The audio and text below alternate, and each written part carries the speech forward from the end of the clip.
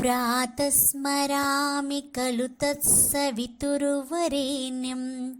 रूपं हि मण्डलामृचोत सूर्यजूंषि सामान्य यस्य किरणः प्रभवादिहीतुं ब्रह्मभरात्मकमलक्ष्यमचिन्त्य रूपं प्रातर्नमामि तरुणीं तनुवाच्मनोभिः ब्रह्मीन्द्रपूर्वकसुरैर्नुतमर्चितं च वृष्टि प्रमोचनविनिग्रहेतुभूतं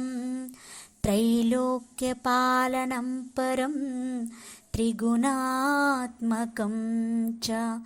प्रातर्भजामि सवितारमनन्तशक्तिं